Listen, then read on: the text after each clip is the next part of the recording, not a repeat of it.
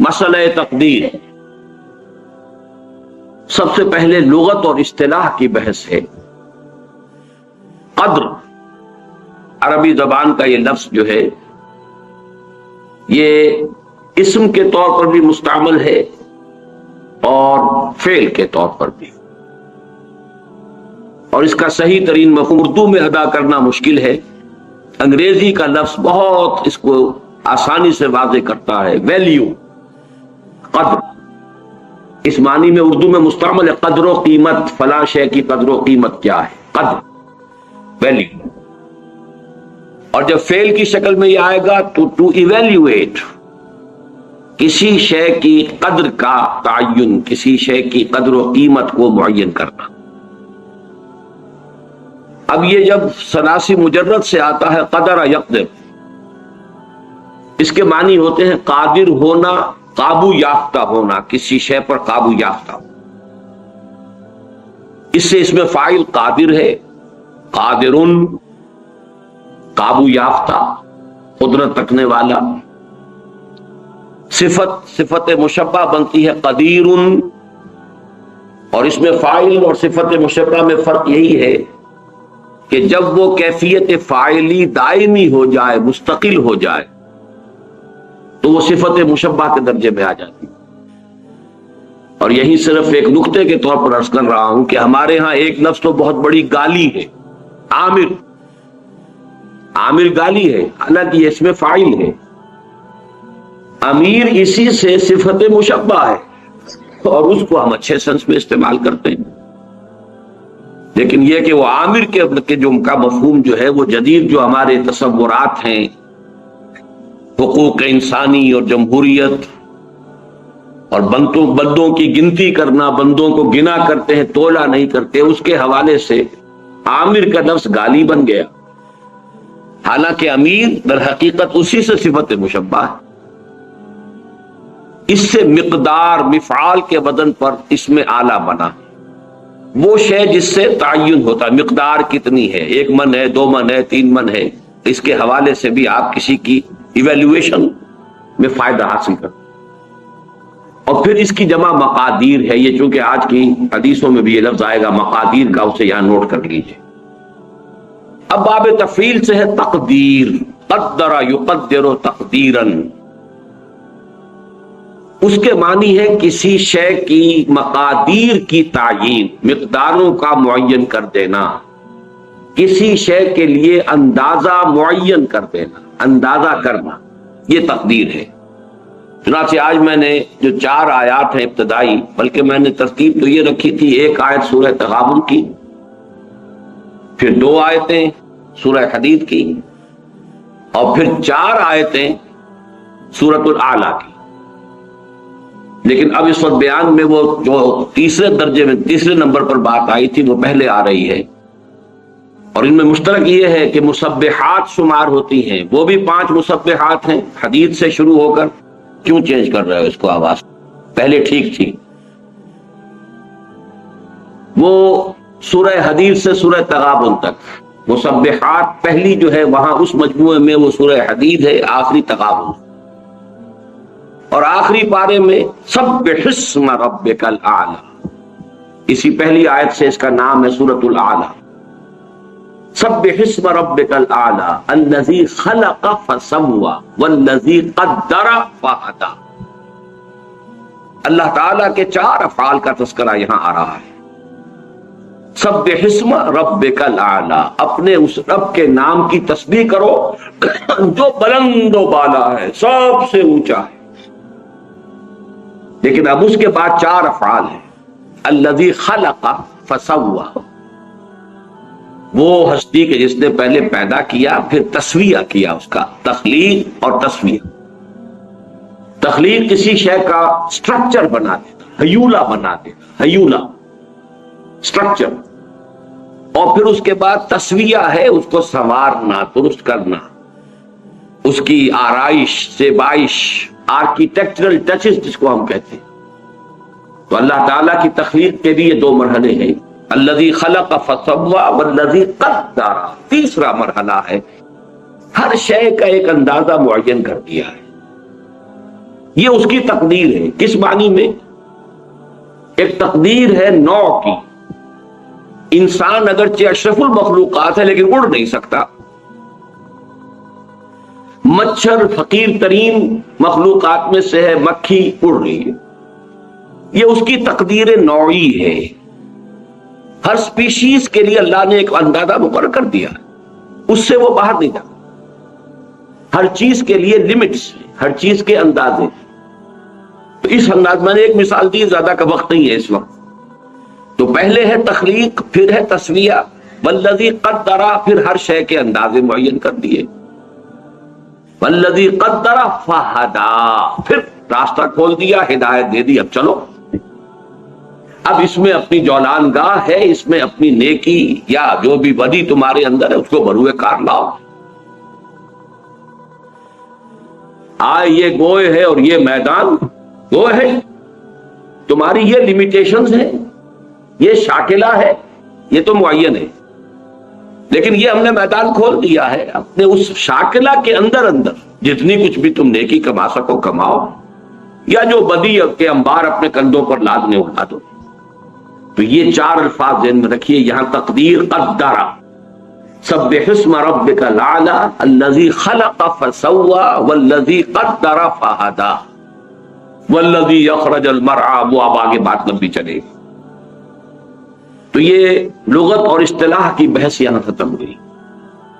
اسی کا دوسرا حصہ عقائد و کلام جو ہیں، یہ عقائد و کلام جو ہیں اس کی بھی ایک ترتیب نوٹ کر لیجئے. اور اس کے لیے بہترین شعر ہے اکبر الآبادی کا: جہاں ہستی ہوئی محدود، لاکھوں پیچ پڑتے ہیں،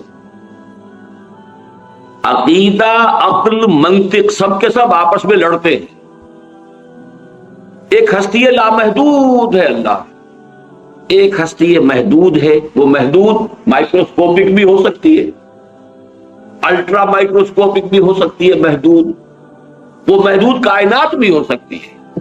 لیکن یہ بھی لامحدود نہیں ہے. لامحدود ہستی صرف اللہ کی ہے. لیکن وہ ہستی لامحدود، اس سے، اس کے تخلیق کے عمل سے جب محدود وجود میں آئے تو اب چکر پڑ گئے بہت سے، لاکھوں پیچ پڑتے. جہاں ہستی ہوئی محدود، لاکھوں پیچ پڑتے. اب اس لامحدود کا محدود سے تعلق کیا ہے، یا اس محدود کا اس لامحدود سے تعلق کیا ہے؟ انائے صغیر اور انائے کبیر کا رابطہ کیا ہے؟ یہ ایبسولوٹ بینگ اور کنٹینجنٹ بینگ، نیسیسری بینگ اور کنٹینجنٹ بینگ، ایبسولوٹ بینگ اور لمیٹڈ بینگ، ان کا آپس میں رشتہ کیا ہے؟ خالق و مخلوق کا رشتہ کیا ہے؟ اب اس کو حل کرنے کے لیے علم کلام وجود میں لایا گیا. عقل منطق یہ ایک طرف، عقیدہ دوسری طرف. ان دونوں کو ریلیٹ کرنے کے لیے، ان دونوں میں آہنگی پیدا کرنے کے لیے علم کلام. تو وہ عقائد و کلام کی بحث میں قدریہ ہمارے ہاں ایک طبقہ وجود میں آیا. وہ لوگ جو انسان کو کلیتاً خود مختار قرار دیتے ہیں. یہ آپ کو نظر آ رہا ہے یہاں پہ اس پر اسکرین پر. احادیث میں ان کی مذمت شدت کے ساتھ وارد ہوئی اور یہ حدیثیں ہم پڑھ چکے ہیں. جبریہ وہ لوگ جو انسان کو مجبور محض قرار دیتے ہیں. اور میں آپ کو بتا چکا ہوں کہ شاعری، ادب اور جدید سائنس سب سے بڑھ کر انسان کو مجبور محض قرار دینے میں متفق. سائنس سب سے آگے نکل گئی. جینز ہیں بھائی تمہارے، جو تمہارے آباء و اجداد سے چلے آ رہے ہیں. تم ہو کون؟ Who are you? Nothing. وہ جینز تمہارے والدین سے آئے ہیں اور پھر اس کے اوپر کوئی تھوڑے سے جو ہے غلاف چڑھ گئے تمہاری تعلیم اور تربیت اور ماحول کے، انوائرمنٹ. بس ان دونوں کے مجموعے کا نام تم ہو. اس مغالطے میں مبتلا نہ رہو کہ میں بھی کچھ ہوں. میں کچھ نہیں. یہ سب شراب ہے، دھوکہ ہے، کوئی حقیقت ہی نہیں. شاعری میں جیسا کہ میں نے آپ کو یہ شعر سنائے، اردو زبان کے چوٹی کے اشعار میں سے میر کا شعر ہے: ناحق ہم مجبوروں پر یہ تہمت ہے مختاری کی، جو چاہیں سو آپ کریں ہیں، ہم کو آپس بدنام کیا. ہم خواب کا بیچ میں بدنام ہوتے، کر تو وہی رہا ہے. اور فانی کا شعر ہے: دیکھ فانی ہو تیری تدبیر کی میت نہ ہو، ایک جنازہ جا رہا ہے گوشت پر تقدیر کے. تو اچھی طرح سمجھ لیجئے اس کائنات میں ایک کنٹرول اتنا چھایا ہوا ہے کہ کسی اور اختیار اور ارادے کو عقل تسلیم ہی نہیں کر سکتی. اس لیے کہ جہاں کوئی اور اختیار اور ارادہ آئے گا اس کا مطلب یہ کہ اس بالا تر کنٹرول میں رکھنا پڑ گیا. جہاں وجود کسی بھی وجود کے حقیقی ہونے کا تصور آئے گا کہ حقیقتاً کوئی شے موجود ہے، وہاں اللہ کے وجود مطلق کی نفی ہو جائے گی. وہی لاکھوں پیج پڑتے والی بات. بہرحال سائنس، ادب، فلسفہ یہ سب جبریت کی طرف لاتے ہیں، اور ہمارے جو کلامی نظریات تھے ان میں سے مرجیہ وہ ہے کہ جنہیں بس یہ کہ کسی عذاب ثواب کا کوئی وہ نہیں ہے، کوئی عذاب کا کوئی سوال ہی نہیں، امید ہی امید ہے. اس لیے کہ جب مجبور ہے تو سزا کائے کی دے گا. جو کچھ کر رہے ہیں ہم اس کے جبر کی وجہ سے کر رہے ہیں، سزا کا کوئی سوال. تو اگرچہ جبریہ کا لفظ جو ہے وہ نہیں آیا ہے جیسا کہ احادیث ہم پڑھ چکے ہیں، لیکن مرجیہ کا لفظ آیا ہے، تو ان کی بھی مذمت، ان کی بھی نفی کی گئی ہے. اب ان دونوں کے بین اہل سنت کا معتدل موقف کیا ہے، یہ آج الفاظ میں معین یہاں آپ کے سامنے لکھا ہوا ہے. انسان کو ارادے اور انتخاب کی آزادی حاصل ہے. یہ مذہب ہے جو آپ کو ایک ہستی اور شخصیت عطا کرتا ہے کہ آپ بھی کچھ ہیں. سائنس نفی کرتی. وہ تو وہی لطیفہ وہ ملا نصر الدین کا کہ 200 سیر قیمہ لے کر آئے تھے کہ ذرا کباب بنانا، اہلیہ کو دیا، خود چلے گئے کہیں کام بار. اہلیہ کے کہیں اپنے میکے سے رشتہ دار کو آ گئے، انہوں نے سب پکا پکو کے کھلا دیا. اب آئے ملا نصر الدین کہ بھائی وہ ذرا کباب بنا کے لاؤ، کہ وہ تو سب بلی کھا گئی، سارا کھا گئی، سب کھا گئی. بلی کو پکڑ کے تولا تو وہ بھی 2 سیر، کہ اگر یہ بلی ہے تو وہ کباب کہاں ہے، اور یہ اگر کباب ہے تو بلی کہاں ہے. اگر قدرت کاملہ محیطہ قاہر هو القاہر فوق عبادہ، صرف قادر نہیں ہے، قاہر. یہ بھی لفظ شاید گالی لگے آپ کو، معاذ اللہ. قل هو القادر فوق عبادہ، قل هو القاہر فوق عبادہ. وہ قادر ہی نہیں، قاہر ہے. اللہ کی ہستی قاہر، اس کے ساتھ کہاں رہ جائے گا ارادہ. تو واقعہ یہ ہے کہ مذہب اس بات کرتا نہیں تم ہو، تمہارا ایک وجود ہے، تمہارا ایک آزادی ہے، چوائس ہے، تمہارا اپنا انتخاب ہے، تمہارا اپنا اختیار ہے، کتنا ہی کم ہو ہے. اور اسی کی بنیاد پر وہ مکلف اور جواب دہ ہے. It's responsible and accountable. اگر آزادی نہ ہو تو اکاؤنٹیبلٹی کا سوال نہیں، رسپانسبلٹی کا سوال نہیں. لیکن ایک جانب اس کے کسی بھی ارادے کا پورا ہونا بالکل یا اللہ کے اذن اور اس کی توفیق و تیسیر پر منحصر ہے. ارادہ آپ نے کیا، اس کا پورا ہونا آپ کے اختیار میں نہیں ہے، ارادہ کر دینے کا اختیار آپ کو تھا.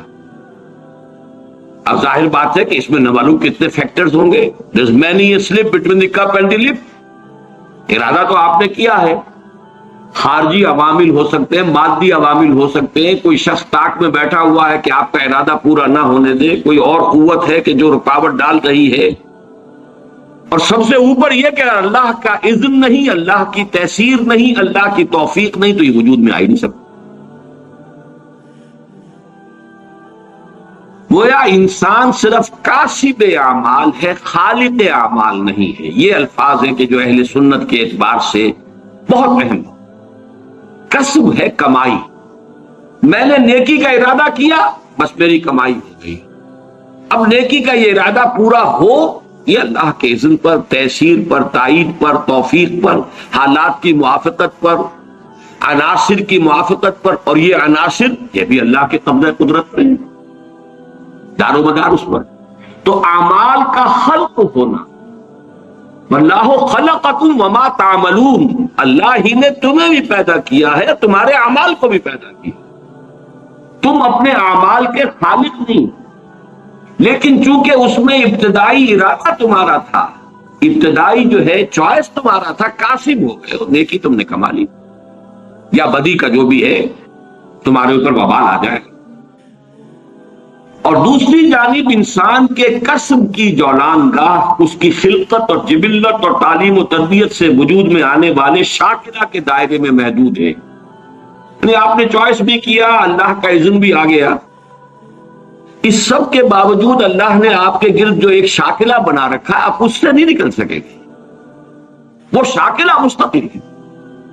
اور جیسا کہ پچھلی مرتبہ ہم بیان کر چکا ہوں، یہ شاکلہ جبلت سے بنا ہے، یہ حدیث ہم پڑھ چکے ہیں، الناس معادن کمعادن الذهب والفضہ، انسان بھی معدنیات کے مانند ہے، جیسے سونے کی معدنیات، سونے کی اور ہے، صاف کریں گے سونا بنے گا، اور چاندی کی معدنیات ہے، کتنا ہی صاف کر لیں سونا تو نہیں بنے گا، چاندی مٹی۔ اس اعتبار سے انسانوں کی بھی خلقت، یہ جس کو فارسی میں سرشت کہیں گے اور جدید سائیکالوجی کی اصطلاح میں جبلت کہیں گے، ما جبل علیہ، حدیث کے اندر بھی الفاظ یہ ہے ما جبل علیہ، اس پر جو ہے اس سے ایک شاکلہ وجود میں آ گیا ہے، اس کی بنا پر آپ جو محنت کریں گے اس کے نتائج نکل آئیں گے۔ لیکن اب اس کا ایک نتیجہ نکلتا ہے بہت اہم، ایک شخص نیکی کا ارادہ ہے، فرض کیجئے ٹنوں نیکی کما لی اس نے، ایک شخص نیکی کی ارادہ کر رہا ہے، شاید صرف ایک سیر نیکی کمائی ہے، ہماری نگاہ ظاہر بین میں وہ ایک سیر بے حقیقت ہے ٹنوں کے مقابلے میں، لیکن ہو سکتا ہے کہ جو شاکلہ تھا اس کا، اس کے اعتبار سے یہ ایک سیر جو ہے وہ بھی بہت بڑی اچیومنٹ، اس کے اندر رکاوٹیں اتنی تھی، اس کی جبلت کے اندر خامیاں اتنی تھی، اس کی سرشت کے اندر رکاوٹیں اتنی تھی کہ اسٹرگلنگ ہارڈ، تب کہیں جا کر وہ ایک سیر اس نے جو ہے وہ کمائی کی ہے نیکی کی۔ اور ایک وہ ہے کہ جس کی جبلت میں، جس کی سرشت میں، جس کی خلقت میں آسانیاں تھیں، موجود تھیں، وہ ٹنوں بھی لے گیا ہے، تو ہو سکتا ہے اللہ کی میزان میں وہ ایک سیر ٹنوں کے مقابلے میں زیادہ وزنی ہو۔ یہ ہے نہایت پر امید بات۔ پہلا جو ہے وہ پر امید معاملہ کیا ہے کہ ہم ہیں، ہماری نفی نہیں ہے، میرا چوائس، میری مرضی، میری پسند، اس کو بھی اول دخل ہے۔ دوسرا، میری رسپانسبلٹی جو ہے اللہ کے ہاں وہ اس مقدار پر نہیں ہوگی، بلکہ میرے شاکلہ کے اعتبار سے مجھے ایسس کیا جائے۔ اس کو 5 مرتبہ، میں پچھلی مرتبہ وہ 5 آیات آپ کو سنا چکا، لا یکلف اللہ نفسا الا وسعها، اللہ کسی جان کو اس کی وسعت سے زیادہ رسپانسبل، اکاؤنٹیبل نہیں ٹھہرائے۔ اور اللہ کا یہ بڑا، یوں سمجھیے کہ سپر کمپیوٹر جو ہے، وہ سپریم کمپیوٹر اللہ کا، اس کا ہم تصور نہیں کر سکتے۔ ہر انسان کا شاکلہ، اس میں کیا تھا، گیون کیا تھا، جینز کیا تھے، ماحول کے کیا اثرات ہوئے، اس سے شاکلہ کیا بنا، اب اس میں اس نے کیا کمائی کی۔ جیسے غزوہ تبوک کا وہ واقعہ ہے کہ بیچارے غریب مزدور انصاری صحابی نے وہ کچھ تھوڑی سی کھجوریں پیش کی لا کر چندے میں، ساری رات محنت کی کسی یہودی کے باغ میں، وہاں محنت کر کے آبیاری کی، باغ کی، اور جو صبح کو کھجوریں ملی کچھ، اس میں سے آدھی گھر والوں کو دے دی، یہ دن بھر کا راشن ہے، آدھی لا کر حضور کی خدمت میں پیش کر دی۔ اب وہاں جو ایک بہت بڑا لگا ہوا تھا ایک انبار، ہر طرح کا ساز و سامان آ رہا ہے، حضور نے کہا، حالانکہ منافقین نے استہزاء کیا، جی جی جی ان کی کھجوروں کے بغیر تو یہ مہم سر ہو ہی نہیں سکتی تھی، کیا کہنے ان کا جو ہے وہ زہر خند جس کو ہم کہتے ہیں، ان کا استہزاء کا انداز تھا۔ لیکن حضور نے فرمایا ان کھجوروں کو اس پورے ڈھیر کے اوپر پھیلا دو، اللہ کی میزان میں یہ کھجوریں اس پورے ڈھیر پر بھاری۔ لا یکلف اللہ نفسا الا وسعها۔ آخری بات جو اس ایک شیٹ میں آئی ہے، ایمان بالقدر، جو ایمان کا جزو لازم ہے، یہ ہم پچھلی مرتبہ پڑھ چکے ہیں، آج میں صرف اس کا ٹائٹل آپ کو دکھا دوں گا۔ اللہ تعالیٰ کی 2 عظیم صفات، وہ عظیم صفات کیا ہے کہ وہ علی کل شیء قدیر، اور اس میں آج میں ایک اضافہ کر کے لایا ہوں، هو القاہر فوق عبادہ، وہ اپنے بندوں کے اوپر پوری طرح مسلط. قاہر کا ترجمہ کیا کریں گے؟ قہر، قہر، چھایا. یہ نہ سمجھو کہ بگٹڑ چھوڑ دیا ہے تم نے، معاذ اللہ. آزادی ضرور دی ہے لیکن you are within his control. اللہ تعالیٰ کی دو عظیم صفات علی کل شیء قدیر اور بکل شیء علیم کے لوازم و متضمنات کی تصدیق و توثیق ہونے کے اعتبار سے ایمان باللہ کا لب لباب ہے. اب اس پر دوسری شیٹ لے آؤ بھائی. اس کا جو ٹائٹل ہے صرف دیکھ لیجئے، یہ جو ہم پڑھ چکے ہیں، حدیثیں جو اس میں ہیں یہ ہم پڑھ چکے ہیں. ایمان بالقدر، ایمان کا جزو لا ینفع، اور اس میں حدیث جبرائیل میں نے یہاں کوٹ کی ہوئی ہے جو ام السنہ ہے. وَأَن تُؤْمِنَ بِالْقَدْرِ خَيْرِهِ وَشَرِّهِ. اور یہاں نوٹ کیجئے، یہاں تومنا کا لفظ حدیث میں اس ڈیفینیشن میں دوسری مرتبہ اسی کے ساتھ آیا. ان تؤمن باللہ وملائکتہ وکتبہ ورسلہ وتؤمن بالقدر خیرہ وشرہ. تومنا کی تکرار اس کی اہمیت کو ظاہر، اس کے خیر پر بھی اس کے شر. تو پہلی بات تو یہ نوٹ کیجئے، یہ ایمان کا جزو لازم، خیرہ وشرہ من اللہ تعالی. یہ جو بھی پھر وہ ایمان مفصل ہم نے یاد کیا تھا بچپن میں، خوش نصیب ہے وہ جنہیں بچپن میں یاد کرایا گیا. اور بہرحال ہینڈی کیپڈ ہے، میں بد نصیب تو نہیں کہتا، ہینڈی کیپڈ ہے وہ لوگ جنہیں بچپن میں یہ چیزیں یاد نہیں کرائی گئی. بہرحال جب بھی اس کی تلافی کرے. آمنت باللہ وملائکتہ وکتبہ ورسلہ والیوم الآخر والقدر خیرہ وشرہ من اللہ تعالی والبعث بعد الموت. لیکن اس پر بحث و تمہیز کی اجازت نہیں ہے. مسئلہ اتنا الجھا ہوا ہے، اتنا ہی الجھا ہوا ہے جتنا کہ وجود کا مسئلہ ہے.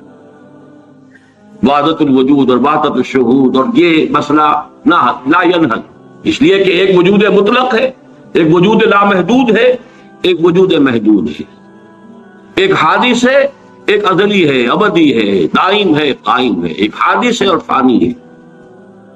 کیا ریلیشن شپ ہے بٹوین دی ٹو؟ اسی طرح کا معاملہ. لیکن اس خیر ہی، اس پر بحث کرنے کی اجازت نہیں ہے. وہ حدیثیں ہم پڑھ چکے ہیں، یہ میں نے شیٹس تیار کروا لی ہیں. یعنی جو مشکات المصابیح کتاب ہے اس میں جو 46 احادیث ہے اس باب میں، ان میں نے ایک کا اضافہ کیا ہے کہ جو باب العلم میں سے میں نے لی ہے. پھر ان کو میں نے مختلف تقسیم کر دیا ہے عنوانات کے اعتبار سے. ورنہ واقعہ یہ کہ جب خود میں نے پڑھنا شروع کیا، میں پچھلی مرتبہ بھی اعتراف کر چکا ہوں کہ ایک دفعہ تو میں گم ہو کر رہ گیا. لیکن جب میں نے مختلف موضوعات کی احادیث کو علیحدہ علیحدہ کر کے دیکھا تو بات کھلتی چلی گئی. یہ میں نہیں کہہ سکتا کہ بالکل سلجھ گئی، لیکن بہت حد تک ڈور سلجھ گئی، اور وہی میں کوشش کر رہا ہوں کہ آپ پر بھی منتقل کروں. تو ایمان بالقدر ایمان کا جزو لا ینفک ہے. وَأَن تُؤْمِنَ بِالْقَدْرِ خَيْرِهِ وَشَرِّهِ، یہ حدیث جبرائیل کے الفاظ ہیں. رواہ مسلم عن عمر بن الخطاب رضی اللہ عنہ. لیکن اس پر بحث و تمیز کی اجازت نہیں. عزمت علیکم، عزمت علیکم، حضور نے 2 مرتبہ فرمایا. یہ حدیثیں ہم پڑھ چکے ہیں. میں تم پر لازم کرتا ہوں کہ اس معاملے کے اندر بحث و تمیز مانو. مراقبہ کرو گے تو سمجھ میں بھی آ جائے.